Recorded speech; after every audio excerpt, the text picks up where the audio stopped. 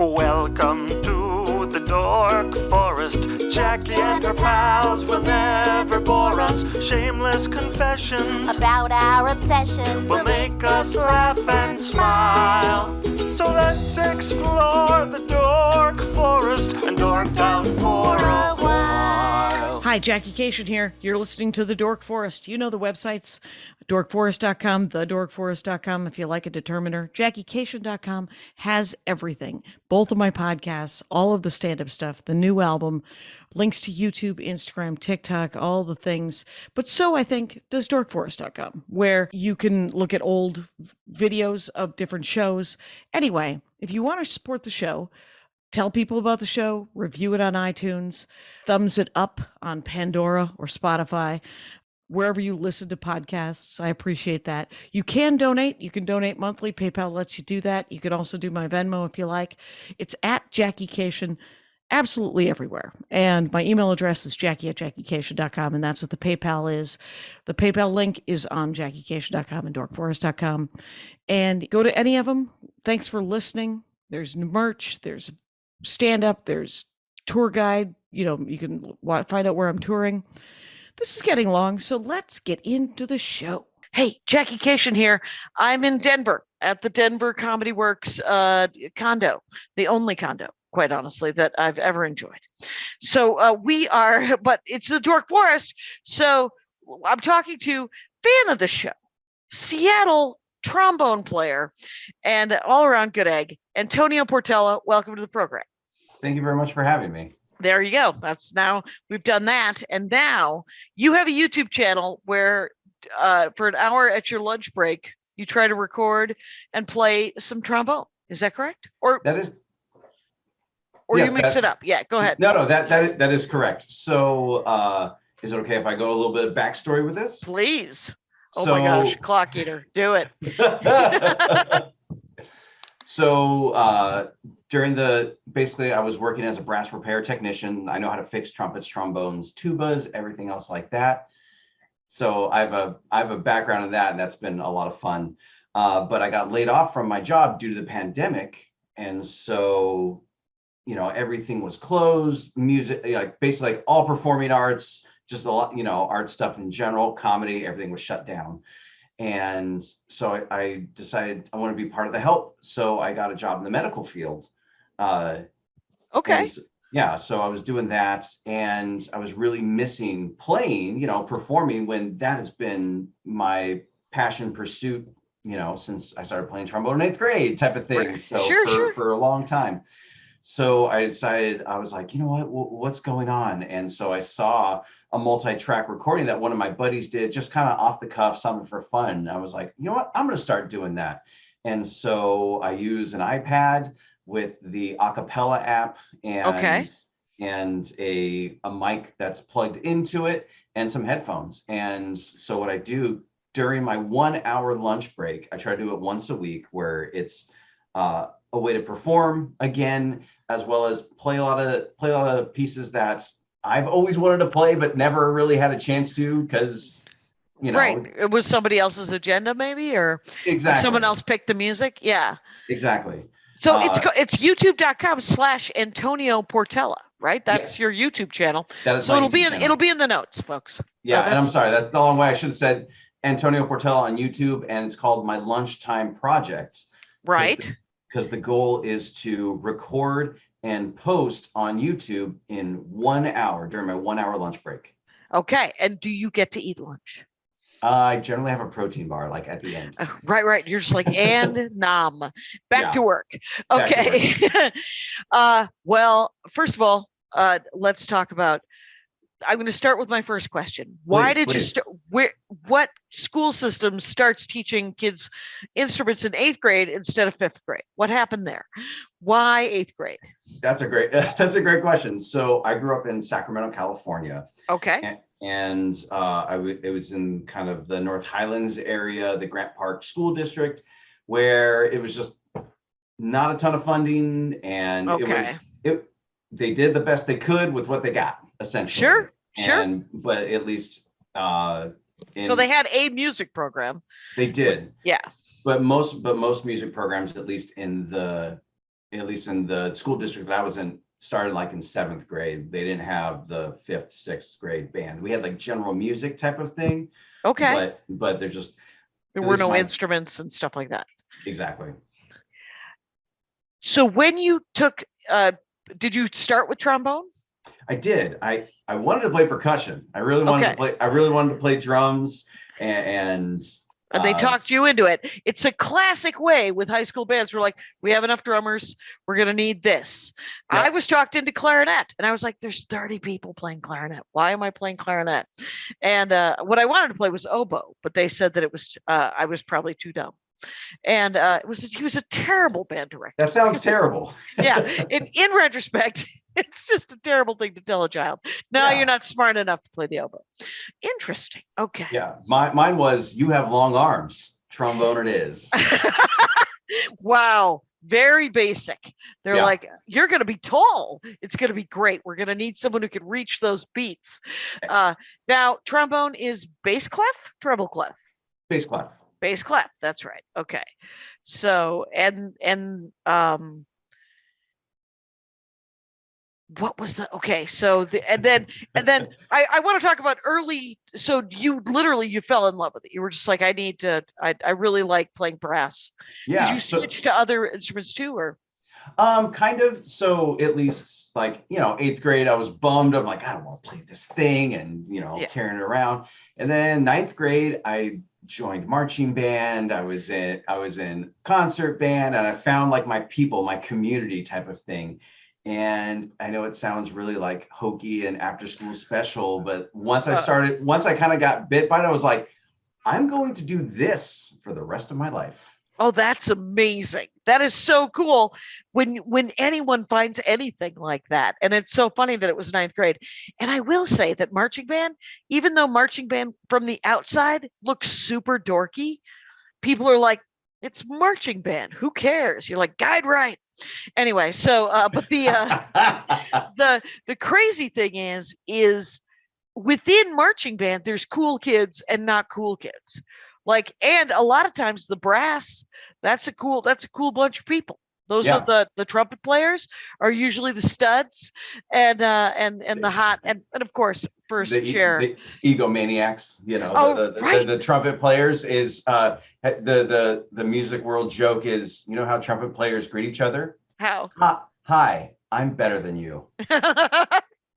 Well, I will say that once I went into marching band, I played trumpet because it was also treble clef, and my sister played all of the instruments, and whatever she played violin and I played viola, and I hated viola with the power of the sun, and so I quit viola. Me and my friend Michael Harriman, we both quit at the same time. We leaned in and said to Mr. Owie, who then told me that I couldn't play the oboe because it wasn't smart enough. I said, hey, we quit. And my sister said, you can quit? Anyway, so, but by that time she had been bit by the violin bug. And then I started playing clarinet, and she was like, well, give me that. Let me try. And so I played clarinet, and then I played bass clarinet in concert band, but I played trumpet in marching band. Mm-hmm. And that was super fun, though I did at least once drop my trumpet on the ground and crush the bell. So you also fix. Okay. So you play trombone. You play trombone through high school. Through high school. Go college? Anything? I joined the Marine Corps right out of high school. Did you join the Marine Corps band? I did. Oh my God, that is amazing. Talk to me about the Marine Corps band. All right. So there are, at least when I was in, there are since fewer bands. A few of them have been decommissioned. There was 12 Marine Corps bands, fleet bands, and then there's the President's Own, which is in Washington, D.C. That's on another level. Same like as you can imagine. As you can imagine. Yeah. But so every job in the Marine Corps, you are a rifleman first. So I had to go like through boot camp, 3 months of boot camp, like everyone else, another 3 to 4 weeks of Marine combat training. then I went to the Armed Forces School of Music, which is a tri-service school. So it's Army, Navy, and Marine Corps all train at the same school, and you get Oh, yeah. that makes the bands big enough, I guess, and they can and gives them more flexibility, I'm sure. I Yeah. like the idea that you have to go to combat training because you're going to beat someone to death with your trumpet or your trombone. So, okay, so you went to our Army. It was Army, Air Force, and Marines. Army, Navy, and Marine Corps. Okay, Yeah. no Air And Force. no, Air Force has their own music program, and they don't. Interesting. Their level of entry is a little higher, let's say. So, you know, for the other services, include, you have to be at a particular level, which I would say is probably maybe freshman, sophomore, junior level of like undergrad Okay. type of thing, or at least have the potential to get to that level. I would say Air Force, they have a higher level where most of the people in their bands have at least a bachelor's degree. Oh, okay. So they came in with kind of a bachelor's degree in music? Yeah. Oh, Yes. wow. Okay. Yeah. So how long was that music school for the service? There 6 months. 6 months. Wow. Yeah. And so you have weekly lessons. You have marching band every day. It's not the field show marching band, but the parade field Okay. marching band. Right. You're not making a cornucopia. You're marching in a row. At least at the school, yes. Yes. Okay. Concert band, jazz band, music theory. They didn't have music appreciation, and you had to maintain a minimum amount of practice hours a week. Oh, wow. And you had to log them in kind of punch in about it? Okay. They have a log book. It's like, here's the trombone log book, and your instructor will flip through it, and it's like, you're not on there enough, as well as occasionally the instructor will patrol in the evening time, to say, it's like, oh, you said you were here on Tuesday at 8:30 p.m. practicing. I was there. I didn't see you there, type of thing. Yeah. So were they just those little booths? Like those little sort of tiny room with a music stand, and you're like, all right, well, let me run through this piece of music 900 times in an effort. Pretty much. I think I really feel that music complexes are designed after insane asylums, where it's like, here's a small room. We're not padding it, but we're putting a music stand in there. That's pretty much the same. And you would think for sound quality, they would pad it. Why? That would make better sense. It really would, because then you could record. Okay, so you go through the 6 months of that. Was it kind of cool? It was kind of cool. It was kind of grueling, Mm-hmm. because they're really trying to train you to be out into the fleet. So like uniform regulations were just, right. wild. Right. So, we had to have our boots polished to a mere finish, and like the straight line creases down your trousers. We would put Army, I would imagine service marching band would be even more uniform crazy than regular marching band, which was nuts enough. Yeah. Wow. So it was. What did you have to do? I'm sorry. Go ahead. Oh, no, it's okay. Like I have a picture of, because we would put straight stay flow, the starch. We would turn our trousers inside out, pour stay flow on the front and back where the seams would be, let it dry, flip it back inside out, and then she have a nice razor sharp crease. And I have a picture of, we put so much stay flow, I'm like, and they drove like, all right, look, here we go. They're just standing up in the middle of the room. And so did you have, because it's the service, did you have to do sort of a barrack situation or a roommate situation? Barracks with a roommate. Okay. And so was there free time to sort of do more fun kind of playing? There was usually in the like late evening time, and then on the weekends, but you didn't have a car, or at least I didn't have access to a car because it's in Norfolk, Virginia. Okay. So you could do stuff on base. They had a bowling alley, movie theater, like a bunch of stuff like that, but a lot of it was practice and sleep. So that's 6 months of that. And then you were assigned into a band? Yes. So I got stationed in Albany, Georgia. All right. It's a Marine Corps logistics base, and it's 3 hours south of Atlanta. Okay. Yeah. What is the, and we're not even talking trombones. I'm just so Hey, fascinated by all this. Right. We'll get to it. We'll get It to all it. revolves around the trombone. This is all the places the trombone has taken me. Right. And okay, so I'm writing other questions that I would like to ask once we start talking about trombones. But so what did you do on bass? Like, you're like, oh well, we have to do these ceremonial things. But Mhm. were you also on bass doing any sort of fun things? Yeah, I mean, trying to think. My bass wasn't the biggest or most fun bass. A lot of time, the best part about being in the band that I was at is that we traveled a lot, so we got off bass quite a bit. Oh, okay, because you had to go do other sort of events that needed to be done at other bases At that other needed bases, a band. but also but also doing a lot of stuff out in the community. And all up and down the East Coast. Okay. So a lot of times, and it was explained to us this way, where most of the time, because unless you're in your dress uniform, the civilians don't see the military unless you're on base, type of thing. So most times that people see a military band in a concert or a parade, that's their only view that they will ever really see of the military. So it's like Okay. that type of representation.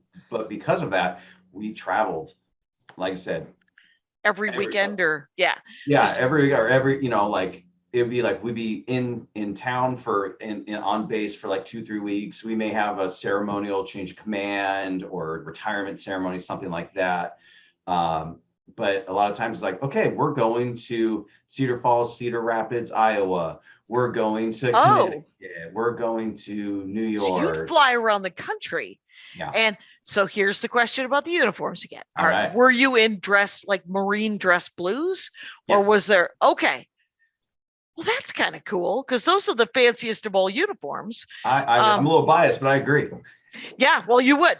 And and then because regular so what does the Army and the Navy do? Do they sort of do their dress uniforms? Yes. Okay. Yes. Which I mean, I would say the Navy uniforms are very cool, the Cracker Jack box, fancy, and also possibly more comfortable, but because they have more of a more of a bell, more of a bell bottom. But though that may not, I may just be literally going off a Cracker Jack box at this point. But okay, so do you have a favorite trombone?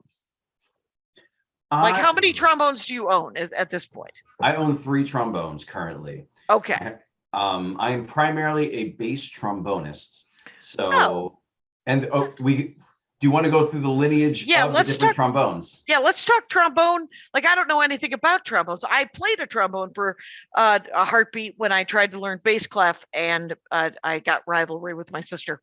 Failed, epic fail. So, yeah, how many kinds of trombones are there? So what's the scoop on trombones? All right, so it goes. Basically it's kind of like all the different voices of a choir. You have a soprano trombone, which is essentially a slide trumpet. Okay. You have an alto trombone, which is just kind of medium. You have the tenor trombone, which is pretty much what everyone learns how to play. Okay. You have the bass trombone, which is pitched just like the tenor trombone, but everything's just a little bit bigger, gives it a little bit warmer of a tone. And is it like flugelhorn? Yes. Okay. Kind of, because it has kind of a deeper, kind of a bigger kind of vibe to it. Exactly. That's a great analogy. Okay. And then you have the contrabass trombone, which is just a behemoth of an instrument. Okay. Have you ever played that? I've messed around with it. I haven't played with it like professionally. When I was in grad school, we had a contrabass trombone, and every time you pull it out, you go, all right, am I ready to wrestle a bear today? Okay, here we go. Okay. That is nuts. I am actually looking at my computer to look at, or my phone to look at different trombones, and a bass trombone, does it just have extra tubes? It has extra tubes. Okay. Oh, look at that. Okay, everybody get to YouTube, watch the YouTube for. Okay, that's awesome. Why the black thing? Oh, this is grip? It rests on my neck and it's leather, and so it just it's a little more comfortable, as well as it saves the brass, because everyone has their own little alkaline acidity in their skin and whatnot. Mine's not super bad, but I've had these valves, at least. Everything else has been changed out over the years. I've had these valves since 2002. Okay. So these valves are 20 years old. And just to kind of like save the lacquer and the wear a little bit. So. Oh, okay. So because it'll just sort of disintegrate because of the acidity in our skin or something. Yeah. So at least the lacquer will come off, and then if it's really acidic, then it could eventually eat through the brass a tiny bit. I mean, that's a very like long term, but the short term answer is it's just more comfortable. Oh, fair enough. Yeah, it's nice. So what is the history of the trombone? If do you got a brief sort of summation of where the hell the trombone came from?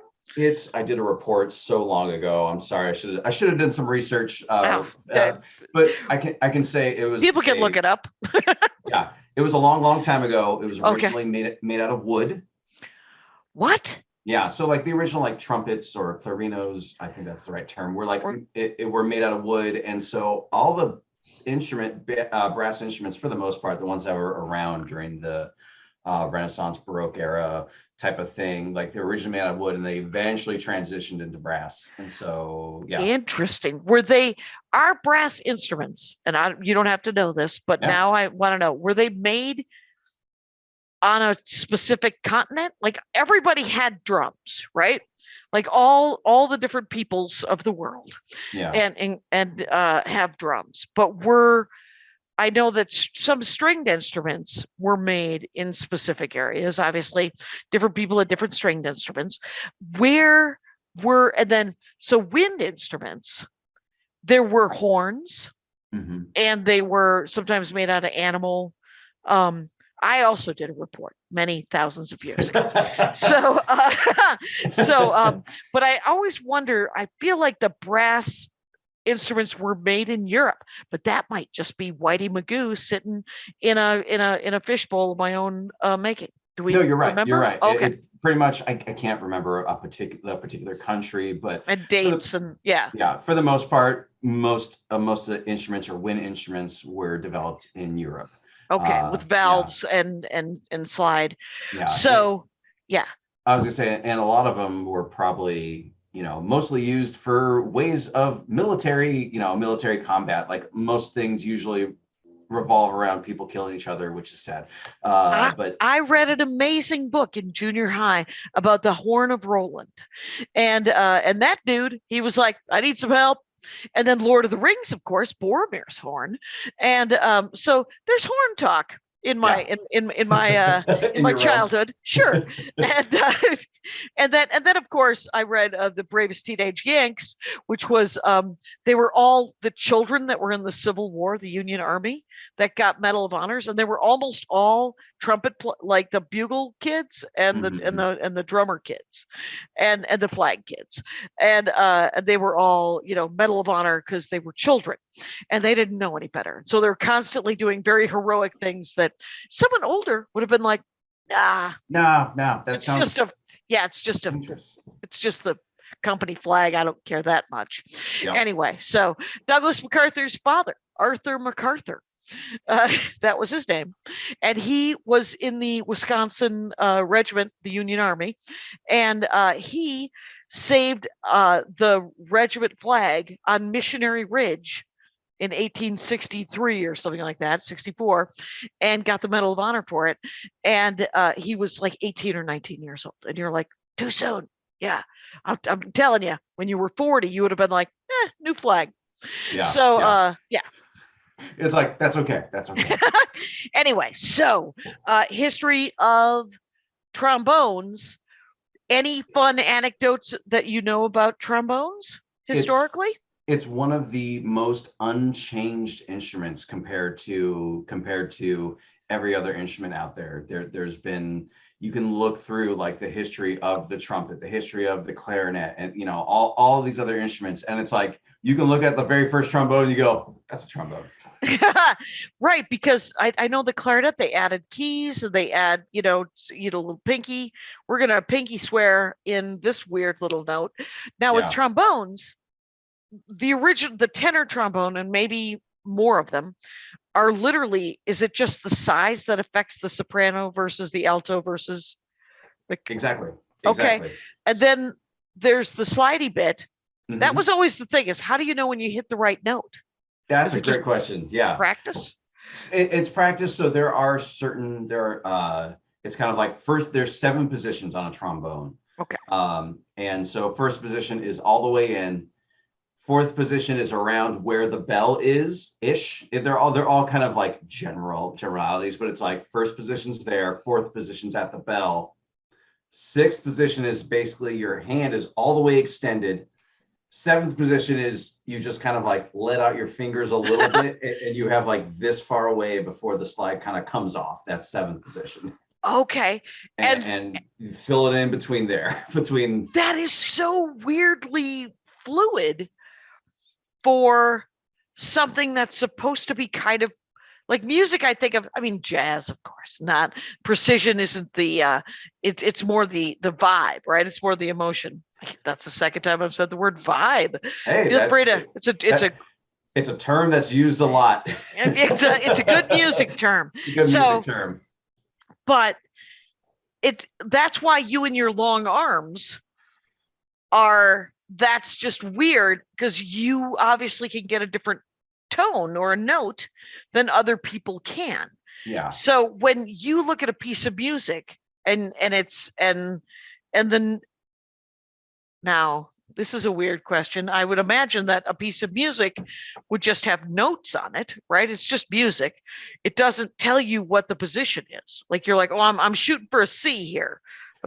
So at the beginning, or in most like method books, or at least beginning method books, they said this is a C, this is what it looks like, this is in 6th position.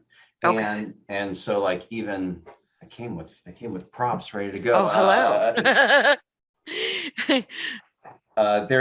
Geez, I'm sorry, maybe I'm weeding off, but are you kidding? Yeah, that's a classic.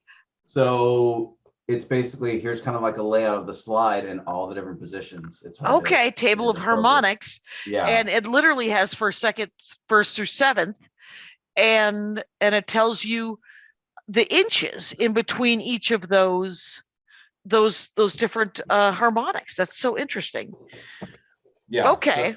So with that said, is I haven't really, like, when I was learning, or even now, I haven't gotten, well, second position, get like a little ruler out. It's like, well, that's 3.2 of an inch.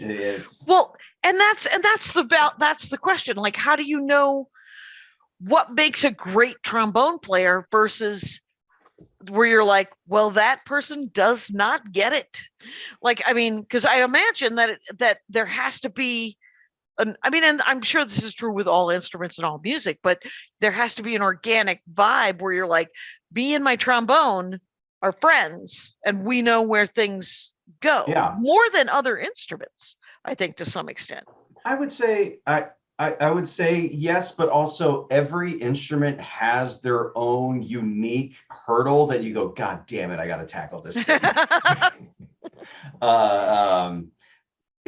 A lot of it is just time on the instrument and time playing with other people / drones. So what do you mean drones? So you can so it's usually the root and the 5th of a chord. So let's say in B flat major, the first note of the scale is B flat, the third note is D, the 5th note is F. So what you do is you can play the B flat and the F, and it creates a chord. Okay. And so you can play stuff in the key of B flat and really try to tune with what's going on with the boo, like that. That's what you hear. And when you're playing, you hear if you're not quite in tune, you hear waves. So it's like do wah, wah, wah, wah, wah, wah, wah, wah, wah, wah, wah, Oh, and that's how you know you're in tune with whatever particular note is within that chord. okay. And then, so when you play with other people, that it's sort of, you all have your own hurdles to get over. And so if you can connect and you're like, okay, this is what this note really fits. This is the way this note, it is that still that note, but you have to sort of massage it a little bit to fit in with the rest of the quartet or whoever. Exactly. And there's also always the tuner, you know, you're sharp, you're flat, great. Okay, so when you're playing like alone with nothing, you go, all right, I'm playing E flat. My E flat's in third position, and you're like, oh, I think it's here. The tuner tells me it's a little higher, so I got to bring the slide in a tiny bit. Okay. So with the combination of just the time, the playing with others, the drone, the tuner, then it's just constantly, you're constantly making micro adjustments when you're playing with other people. Excellent. I find that fascinating. Now, here's my next question is, do you have a favorite trombone player besides yourself? Because you should be your own favorite trombone player. Thank you. I'm my own favorite comic. So, and then I love, good. Right, which is ideal. You should be your own favorite insurance adjuster. So, yeah. I like that. I would say at least I have a handful of like favorite people I listen to. One of my favorites, and I got to study with him, his name's Charlie Vernon. He is the bass trombonist of the Chicago Symphony Orchestra. Okay. Wow. And he is one of the leading just brass players in the world, you know, at least like on trombone. And he has this beautiful concept of sound and playing so smooth. Legato is the musical term of playing smooth. Okay. And like connected and everything. And so I went and he teaches at DePaul University. That's where I did grad school for 2 years. So I got to stay with Charlie Vernon and get his concept of sound in my head. And lessons were literally in a room about the size of the second bedroom. So not big, but not small. Right. And you'd sit on one corner, you'd sit on the other. You would play something, he goes, okay, well, that sounds good, but try it this way, you know, or it's like, well, try it this way. And he'll play, and so you get his concept and big sound blasted into your face. Are you guys across the room with each other with trombones? Yeah. Oh, that's awesome. That is, so that's how he teaches, sort of. I mean, I suppose it's like a piano teacher sitting next to you going, okay, this is what the hands look like. And was he in grad school? I'm sure it is very much sort of a feeling and sort of a deeper sort of theory and practice and integrating all of that. So does it seem like that? It's a lot of just like getting down to the minutia, to the nitty gritty of you know, and really having those, like the lessons are brutal. They can be real brutal. How long are they? Were they like an hour? An hour. Okay. Yeah. And but an intense hour. Yeah. So like Charlie's lessons would be a lot of times, all right, let's play the first half of this piece you've been working on. He's from Carolina, I think North Carolina. Okay, so he has a little bit of a twang. A little bit of a twang. Okay, yeah. And he's like, all right, let's try this. Okay. Oh, all right, let's shorten it. Let's try this phrase. Okay, let's try half this phrase. Okay, let's try this first measure. Okay, let's try this first note. Okay. Let's just buzz the first note, you know, like type of thing. So at the end, you're just like, you leave feeling pretty frustrated and defeated, and that is not his intent, but a lot of times that's how you leave a lesson. Right. Well, and just sort of just exhausted by the intensity of it, I'm sure. Yeah. You know, whenever anybody is that, you know, specific in their teaching method, it's great. It's a learned skill to get that sort of minutia and repetition at that level. But when you leave, you're just like, I would like to lie down now. Yeah. I'm going to need a large glass of water and a nap. Yeah. So it's like, hey, you feel motivated to practice after your lesson? I'm like, not this one. No, I kind of want to put the trombone in the case and maybe return to it in a day or two. Right. You're just like, I just need to chill out and maybe listen. How do you clean your palate after such a thing? Do you try to listen to other music, or do you just lie down? Sometimes it's lie down. A lot of times it's especially the schools of music in general, there's always people hanging out practicing, so you can always like look down the hallway and you go, hey, you want to go grab some food, or you want to go, you want to go grab a drink, right, type of thing. So it's usually kind of like get out of the building, at least right, or watch SpongeBob or some, just something very, very separate. Yeah. Okay. Then there's always sometimes the unfortunate circumstance where your lessons move week to week depending on their schedule and yours, but like you may have a class immediately after or a rehearsal immediately after. So going from an intense lesson to then now an intense 2.5 hour orchestra rehearsal. Wow. So by the end of the day, you're just mentally just toast. Right. Okay. So, and he plays in a symphony orchestra. So he's just rattling off Dvorak. Like, what's happening? Who's he? Like, what are good pieces for trombone? Like, what's a favorite? Like a symphony? Is there a favorite symphony piece that you do enjoy? I love Bruckner's Fourth Symphony. Who's Bruckner? Bruckner is it Anton Bruckner. How do you spell Bruckner? Oh wait, I could look it up too. That's what I'm about to do. It's you know how to sort of Bruckner symphony. Hi Rangers, we're looking things up. Yeah. Anton Bruckner, Anton Bruckner. Okay. And he has written symphonies. And he's just really like he's very thematic with his material, but like he relies a lot on the brass, specifically like the low brass type of thing. They're great pieces. Viola players hate them because all they're doing is their tremolo, and so it's just for like 20 minutes. It's a wrist burner, and they're just like, I hate Bruckner, and all the low brass players are going, I want more Bruckner. That's there was okay. Do you know who plays Flo on the Progressive commercials? Her name is Stephanie Courtney, and she and her sister were both in band. And she one time did a fantastic. It was a show we did. She used to do stand up, and I think she's still in the Groundlings.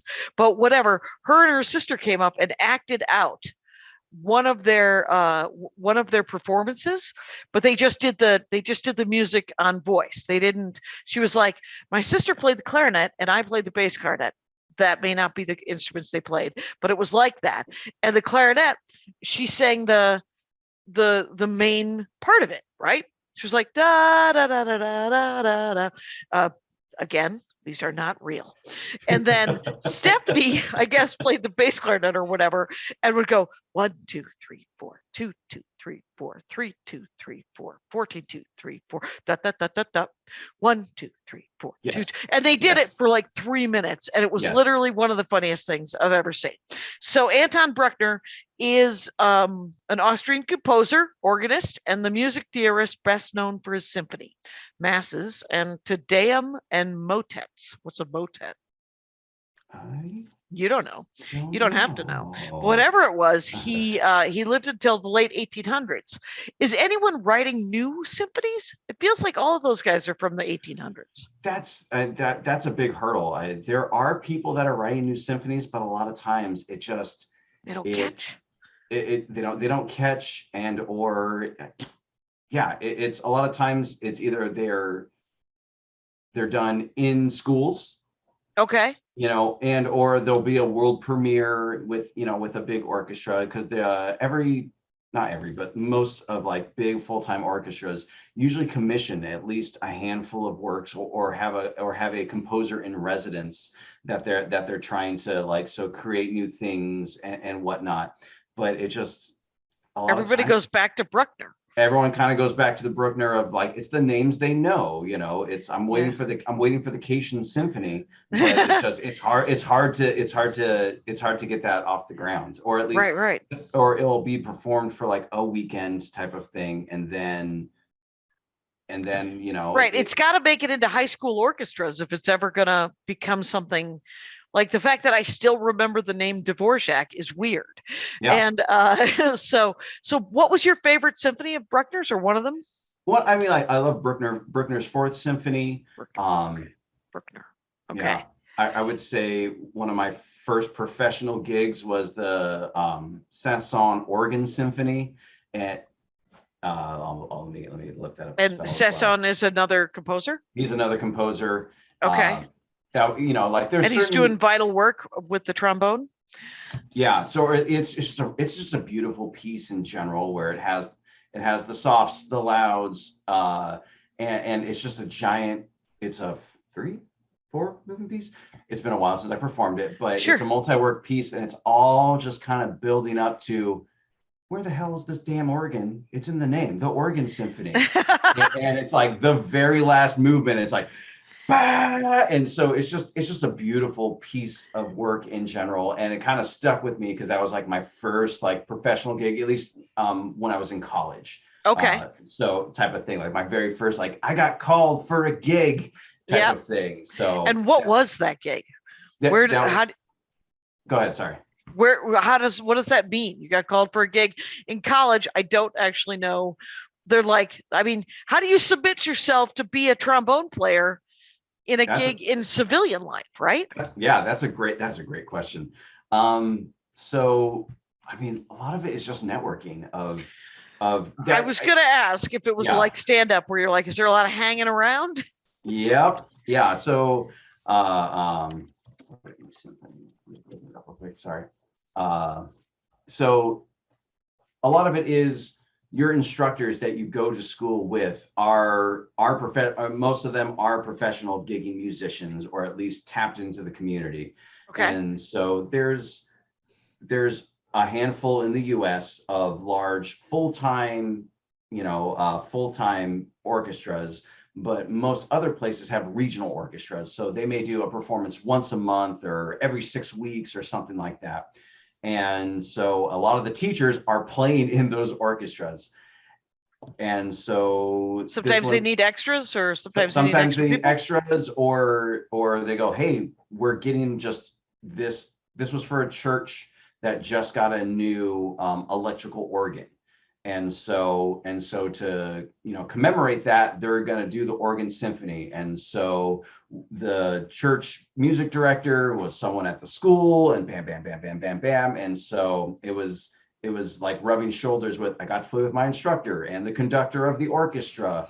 And there was a bunch of other professional musicians that I've never played with before. So it's just a lot of it's word of mouth, Fair enough. And networking. Yeah. Now, I also want to talk about how you sort of fell into repair. Like you said that you did brass repair until the lockdown and sort of the need got less. So does that, did you learn that in school? Where'd you learn that? So I do want to touch one more thing about at least getting into orchestras. So there is. And then I will gladly talk about repair. But for at least to play as a regular member in pretty much all orchestras, there is an audition process. Makes sense. And so most of the time for the auditions here is a list of excerpts. So every instrument has their orchestral excerpt list. It hasn't changed in about 100 years. Okay. It's all the same stuff. Okay. And so they just want to know how well you can play all of those kinds of different styles, different styles, different tempos, articulations, kind of like the full breadth of the instruments type of thing. And so for an orchestra, they go, here's 20 excerpts we want you to learn. Okay. And you get there the day of the audition. 9 times out of 10, they're blind auditions. So they don't see you. They don't see you. Okay. The listening panel, whoever's behind the panel is behind a screen. The voice. It is kind of like The Voice. Which is great because then it can cut down on your sort of racism, sexism, Yes. any other ism. So Yeah, that's good. There's definitely, and there still is definitely racism and sexism that's going on in the orchestral world, but it is getting better. And this year, blind audition is an excellent tool. Yeah. They will even put carpet along the way because they don't want to know if you're wearing heels or not. They don't, it's just kind of right. The best person for the job. Awesome. And you're candidate number 5, and so you get there. And the first round is we want to hear these 4 of these 20 excerpts. Okay. So you play your 4. If they like what they're hearing, you'll get to play your 4 excerpts. Sometimes you'll get to play 1 or 2 and they've heard enough. Oh, okay. And you get the thank you. Like that's from a distance. From a distance. So you do the first one, and if they're like, okay, next kind of thing. Yeah. But if you get to play all 4, it's kind of a good sign. Yeah, and then we'll see, and then there's like, let's say there's 10 people in your particular round. After those 10 people, you hang around and they go, all right, candidate 1, 5, and 7, you all have advanced. Everyone else, thank you for your time. And then you advance to round 2, which may happen that same day. It may happen a week later, a month later, type of thing. And so there's usually 2 to 4 rounds of elimination. And then for the final round, sometimes they drop the screen. So you can actually get, and there's section playing. So now you get to play with that orchestral section to see how you fit in with them. Can you adjust to them and whatnot? So it can be a lengthy and always stressful process. It sounds both of that for reals. Yeah. So I just wanted to shed some light on that because it's very frustrating as well, because you can go and go and I played the best I've ever played. I represented myself the best they played. They weren't buying what I was selling. Right. Right. And that's just regular sort of, what are they called? My sister goes to see them regularly. They're local orchestras. There's usually like a symphony orchestra, and then there's a smaller version of that, and that has a name, and I don't know what it's called. But they have community orchestras or regional orchestras. Right. It's it's gone, but it's been great anyway. So what about? Are there any? And I'm going away from fixing brass, but to ask you about other bands, because do you ever get to play in like a big band where all of a sudden there's no orchestra, it's just all brass, and you're like, oh my God, yacht rock, or big band more like Glenn Miller, like the old Glenn Miller days, Ricky Ricardo, So yes, I am a freelance musician, so I have won some orchestra auditions in the past, and for lack of a better term, if it pays, I play. Sure, yeah. Are you kidding? I completely relate. I really do enjoy playing in big bands. I did all throughout college, and I haven't had an opportunity yet in Seattle, but I have swing dancing. There could be swing dancing, and you could play for that, and then you would see men in hats, possibly ladies in hats as well. I mean, people in hats. Yeah. And what about jazz? Now, jazz is usually not written, right? I mean, usually it's a lot of improv. It is a lot of improv. That's what I lean more towards big band stuff because it's more written out. I always like to say I've done enough jazz and I've been around enough. Sorry, I don't want to burp into the mic. Okay, there we go. Thank God. You've done vital work. Okay. But I always like to say I have a toolbox that is labeled jazz. When you open it up in there, there's only like a hammer and a wrench. There's not many tools in that toolbox for me to really improvise. I know how, barely, but I also know what really good improvisation and the skill set it takes to do that. And I know I don't have that. it's just a different skill set. Yeah, it's a different. Yeah. That I don't do roasts, and because I know I wouldn't be good at them, and I would probably be mad at myself for not being good at them. So why put myself through it? Yeah. And there are plenty of people who like it. And okay, so now, I mean, and we have about 10 minutes left, 10, Okay. 15 minutes left. How do you, because I dropped my trumpet, right? Yeah. Essentially, the bell is crushed. I believe I threw away the trumpet. Or I gave it to the school and they possibly got it fixed or not. That probably could have been fixed if it was just the bell for like $40. Well, but it's something you don't know. If you don't know, yeah, you don't know until you know. Yeah, exactly. So, okay. So, go ahead. All right. So I got into doing brass instrument repair when I grew up. My dad is an all-around handyman, construction person. So I always grew up being around tools, working with my hands, helping him out, stuff like that. So I at least have a general, like a basic mechanical mind, so to speak. Okay. When I was in Chicago, we DePaul University, Roosevelt, Northwestern, they all took their instruments to this gentleman. His name is Dana Hofer. He's in Des Plaines, Illinois. I will plug the shit out of him because he is fantastic. Okay. So Dana does all the low brass work as well as for like Chicago Symphony Orchestra, Lyric Opera of Chicago. He's a heavy hitter. Okay. So I went there one day. I was like, hey, like something's wrong with my trombone. Came in on a weekend. And I was like, I find this really interesting. Do you mind if I watch? Yeah. And he's like, yeah, sure. So I kind of was just hovering over his shoulder as he was, I don't know, doing something. I forget. That was nice of him. If you were looming over him, kind of lurking, going, let me see where your hands are. How are you getting into the valve? What tool are you using? Exactly. And so he was like, hey, are you looking for some extra work? And I'm like, I am actually. Always. Yeah. I enjoy money and learning something I might be interested in. Yeah. And he goes, great. And he's like, what are you doing right now? And I was like, nothing. He goes, hey, would you mind helping me like take apart this tuba and getting it cleaned for me? And I was like, sure. And I'll back up a tiny bit. I had a tiny bit of instrument cleaning experience before I moved to Chicago. I was working at a music store and I learned like, this is how you take apart a trumpet. This is how you take apart a tuba, but that's all I knew. Right. Just basic sort of cleaning.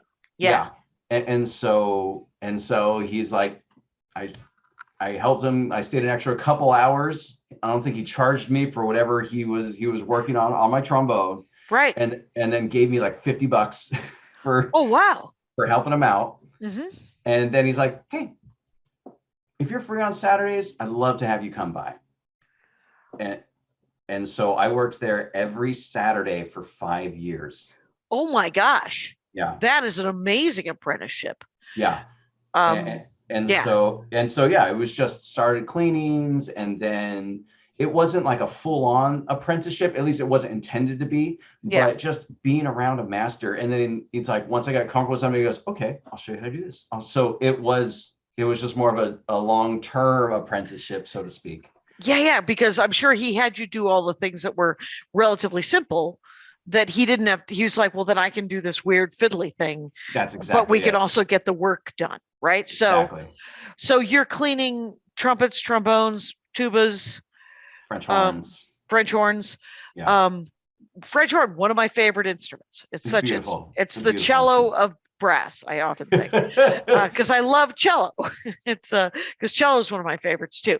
By the way, I would like you, if you were willing to do it, to come up with 8 songs or 8 make a YouTube list of your favorite 8 and I mean they could just be 3 too. I'm because sometimes the symphonies are an hour long, but I don't need necessarily 8 hours worth of music, but I would like to hear some great like sort of your favorite trombone compilations or pieces that use trombone, whether it's big band or whether it's symphonies or just whatever you love would be great. I'll give you a mixed bag that should check all of those boxes. Yay! I think we will all enjoy that. And so So you're fixing these. What was so? Like I had a trumpet, I would empty the spit valve. That was Mhm. the only thing I ever did with that trumpet. What am I supposed to be doing?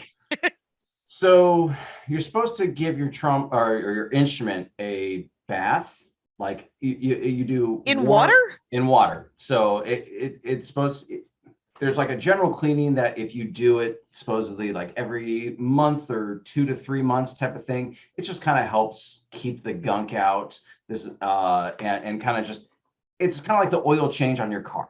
Right, and it just makes it keeps the tone better if it's clean, right? Yeah, so it makes everything. It makes for trumpet. It makes the valves maintain like keeping that stays longer.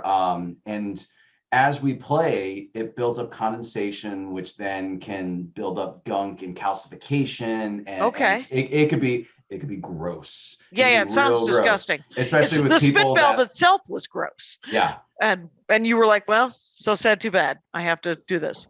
So like for the lead pipe of a trumpet or any brass instrument, if you're play a lot or if you're eating some food and then like not really rinsing your mouth out or drinking coffee then playing, it can get all built up in there and it can get gross. I don't want to get into details, but it could and it can even affect, but there could be so much buildup that it can affect the air pressure because all of a sudden your tube is, let's say, the size of a nickel. Right. And by the time you're playing over time, it can condense on the inside to the size of a dime. Yeah. Yeah. So arteries, it's the arteries of the instrument. You got to clean them out. Great way to put it. That great way to put it. Thank you very much. So that's something I should have been doing. So you give it a bath and you're using water and warm water, not hot water. If you use hot water, it can strip the lacquer. Found that out by experience. Oh, there you go. How do you replace the lacquer? Can you replace the lacquer? You can take it to a repair shop and they have either like a spray can lacquer or they have like a little spray booth. So it's just it's a protective coating that keeps the brass a little bit protected as well as gives it kind of more of that shiny finish, or will keep the shiny finish. Okay. But it's soap and water?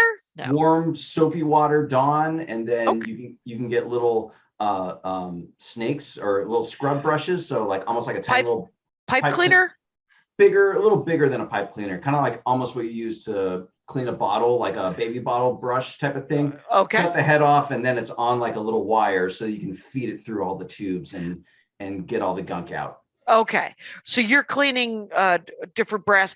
Did you have to clean any woodwinds? No. So there are people in the instrument repair field that know how to do both woodwinds and brass. I only learned how to do brass. So. Fair enough. Yeah. Now let's say a tube has broken. Do you weld? We solder. Solder. So okay. Yeah. Okay, that's the tiny welding. It's called soldering. There we go. And in some cases, so do you replace the piece or do you like fill a hole, or are you? Depends on the severity. So if it's like a tiny crack, you can put a patch. Like you cut out a little brass patch, you tap it down to get it molded over, and then you could solder that on. Sometimes if it's just a tiny pinprick, you could just float that with solder. Okay. But if it gets too bad, then there are times when a tube, a bell, whatnot needs to be replaced. So if Dana Hoffer, someone brings in something that has, I don't know, let's say that it got hit with a BB gun. So it has a bunch of different nicks in it. And it's affecting the quality of the music, right? At the tone itself. Does he solder it? Do you solder it? Is that for if every instrument comes in, it's almost kind of like when you bring your car into a mechanic. We use a lot of like repurposed mechanic tools. Okay. Automotive tools. But so there's like an assessment, and that's one of the things that I love about Dana is just the overall honesty. Like he'll look at something and you go, this would not be, well, I can fix it for you, but this may not be worth the repair. Because it'll look okay, but it won't sound right. Is that the? Yeah. So who's making these instruments? Did we never talked about that? Yeah. So there are a handful of manufacturers, at least throughout the world, but there are a handful of the big ones are in the U.S. So, excuse me. So there are. I shouldn't have been drinking soda. Oh, no worries. You can't hear anything, so you're Okay. not no one's losing their mind. Going, Good. It's fine. They just know that you were raised right. So there you go. So there's Bach. Bach Oh, is right, a right. big one. So there, a lot of them are based in the Midwest because people don't want to go outside. So what are they going to do? I guess I'll be inside during this winter making these instruments. Made by machine, or are they handmade, or is it in both cases? Both cases. Okay. So I was going to rattle off a few. So there's Bach, there's Edwards, there's Getzen, which is more of the not as customizable version as Edwards. There is Shires, there's Eastman, which is the same type of deal of it's under the umbrella of Shires, or vice versa. Shires is the customizable version of Edwards. What are you customizing? What's the? You can customize everything. Like colors or? So you can customize the size, the sizes of the tubing. You can customize the metal compounds. Is it silver plated? Is it more of a rose brass, a copper brass, a yellow brass? And those are all different percentages alloys of the different or whatever. Alloys. Yeah. And does that affect the music, or are you just is most of the customizing just like a guitar where you're like, I wanted to have flames on it or something? Pretty much all of it is changes the sound, the sound and or the response to the player itself. So there is a very unique feel that every instrument has, and so every musician is kind of on that quest to find the instrument where they don't necessarily have to fight the horns so much. It's the thing that gets the sound and the music that's in their head out where they don't have to, and it's the path of least resistance. And so we're all trying to find that particular instrument that allows that. It just occurred to me, I did one other episode, and I was with Brian Swartz, a trumpet player for Oingo Boingo. And we never talked about, I don't think we talked about the instrument. And this has been fascinating. I kind of wish we had another hour, but this would spend an hour, my friend. Yeah. It goes by real so quick. fast because you're talking about something you love. Antonio Portela, by the way, is a trombone player. And he also has a day job. And at lunch, once a week, he does lunchtime projects. And it's at youtube.com Antonio Portela. It will be in the link. Yeah. Let me confirm that. I want to go to my YouTube page. Right. Yeah. Let's make sure that we don't have to, you don't have to do too much searching to find it. Because I am looking forward to listening to some of that. And if you send me that mix of different, your favorite kind of using the trombone in ensemble or whatever, I will post that with the notes as well. Fantastic. It's also hard to tell. It's hard to tell because I'm already logged into my YouTube page, right. So it gives me something completely different. Rangers, how much do you love this in the moment? We're doing it right now. I'm typing it in. I'm going to write the words youtube.com and then I'm going to / because mine is the Dork Forest, I believe, which I couldn't regret, not entirely, but since I have so much stand up in it, it doesn't always work quite well. So I'm going to open that in YouTube and see if it brings that. Does that look right? That does not look right. That is not me. Okay, that is someone else named Antonio Portela out there, you guys. He only has 4 subscribers and 4 videos. So he should probably give that up. I have way more. I have 104. I have way more videos than 4. Lunchtime Project? Is that what it's called? That's me. I am about to type in the word lunchtime project into the search. This is a beautiful, beautiful experience. Trombone and lunchtime project Edelweiss by Rodgers and Hammerstein. Is that you? That's me. Okay, that is, first of all, how cool does that look? Okay, so there we are. I'm trying to get to, all right. 100, 40. I have 140 subscribers. More about this channel. It is, I would like that channel to fricking show up as a channel, please. Instead, there we go. Channels. This channel doesn't feature other channels. Mine either. It's very hard.